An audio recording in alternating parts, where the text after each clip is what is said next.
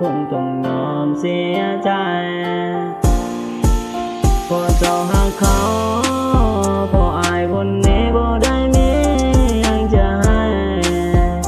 กับเจ้าได้พอเจ้าหาเขาคนนั้นชวนคอยก็ยอมให้เจ้าไปพอปล่อยคนนี้บ่มียังที่จะให้กับเจ้าได้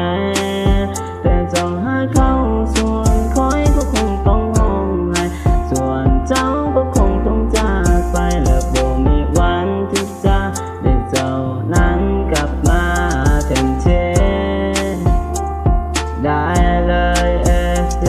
โอ้ผู้สาวคนงามเจ้าเปลี่ยนแปลงไปอายเป็นคนบ้านนอกบ้านไกลเจ้าคงบ่มองและบ่สนใจเลยอ๋อน้องคนเดียวเจ้าอยู่บ้านใดส่วนอายคนนี้ยังคิดฮอดเจ้า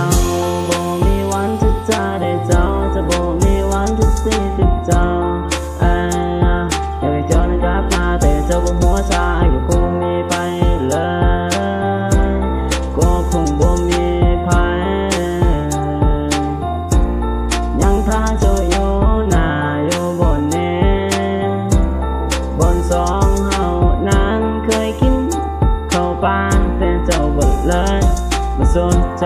แล้วก็ปล่อยคนนี้ต้องเจ็บซ้ำและเสียใจทรมานทุกวันเวลาแต่เจ้าก็คือเจ้าหัวใจแล้วกลับมาหากอายนี่ไว้เลยโอ้ยอายนี่ก็เป็นเพียงคนที่รอคอยถ้าเจ้าอยู่บนนี้บ่เคยจะวิ่งและจะกลับไปหาเขาคนอื่นเลยแต่เจ้ามีแต่เจ้าภายในใจอยากจะบอกอยากจะบอกให้เจ้าได้เข้าใจว่าอายยังมีเพียงเจ้าอยู่เสมออยากจะบอกให้เจ้าได้รู้ว่าเจ้านั้นเป็นเพียงหนึ่งอยู่ในใจของอายนี่แหละโอ้